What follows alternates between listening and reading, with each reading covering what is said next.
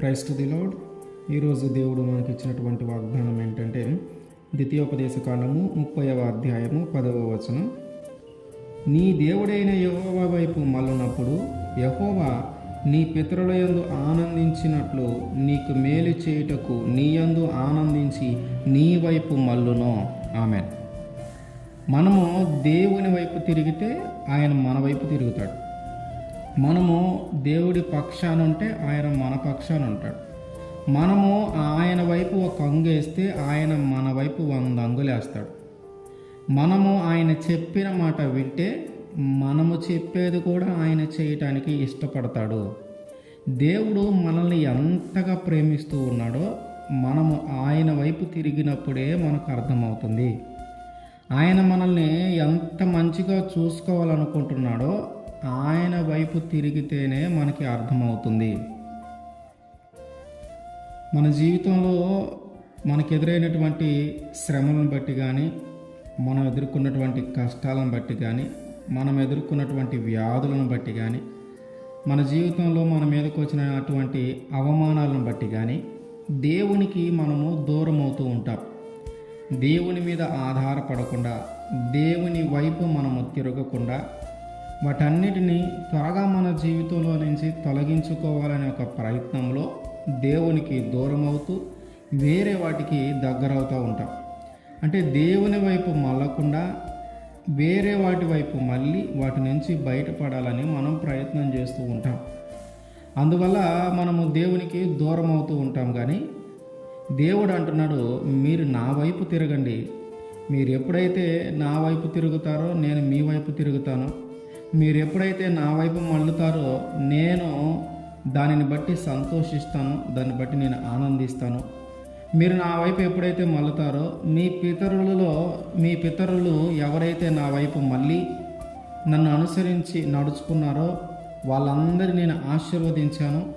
వాళ్ళని ఎట్లాగైతే ఆశీర్వదిస్తానో, వారి జీవితంలోకి ఎట్లాగైతే మేలులు తీసుకొని వచ్చానో, ఇప్పుడు మీరు నా వైపు తిరిగితే నేను మీ జీవితంలో అదే విధంగా మేలులను తీసుకొని వస్తాను. మీ పితరులని నా వైపు తిరిగి నా మార్గంలో నడిచిన మీ పితరులలో ఎవరైతే బాగా ఆశీర్వదింపబడ్డారో, ఎవరైతే నా వైపు తిరిగి దీవెనలు పొందుకొని ఉన్నారో వాళ్ళలాగే మీరు కూడా నా వైపు తిరిగితే నేను కూడా మీకు దీవెనలను ఇస్తాను. నేను కూడా మీకు మేలును కలుగజేస్తాను. నేను కూడా మీకు మంచి స్థితిని ఉండేలాగా చేస్తానని చెప్పి దేవుడు మాట్లాడుతూ ఉన్నాడు. ఒక పిల్లవాడు తన తండ్రి మాటకు లోబడి తన తండ్రి చెప్పిన పనులన్నీ చేసుకుంటూ తన తండ్రి మార్గంలో నడుస్తూ ఉంటే ఆ పిల్లవాడిని చూసినప్పుడు ఆ తండ్రికి చాలా సంతోషం అనిపిస్తుంది. చాలా గర్వంగా ఫీల్ అవుతూ ఉంటాడు. అది చక్కగా మాట వింటున్నాడు, చక్కగా నేను చెప్పింది చేస్తున్నాడు, నేను చెప్పిన మార్గంలోనే నడుస్తున్నాడని దానిని బట్టి ఆ తండ్రి సంతోషిస్తాడు. అప్పుడు ఆ పిల్లవాడికి ఏదైనా కష్టం వస్తే ఆ తండ్రి చూస్తూ ఊరుకోడు. ఖచ్చితంగా అతని కన్నీటిని తుడుస్తాడు. నేనున్నాను అని ధైర్యం చెప్తాడు. సో అట్లాగే మన పరలోకమందున్న తండ్రి కూడా మన కోసం కూడా అట్లాగే ఎదురు చూస్తూ ఉంటాడు.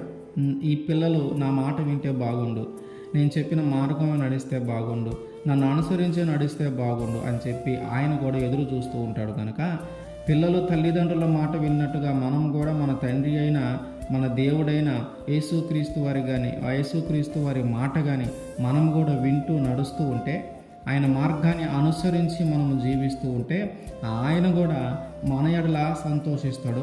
ఆయన కూడా మనం చేసే దానిని బట్టి ఆయనకు కూడా ఆనందం కలుగుతుంది.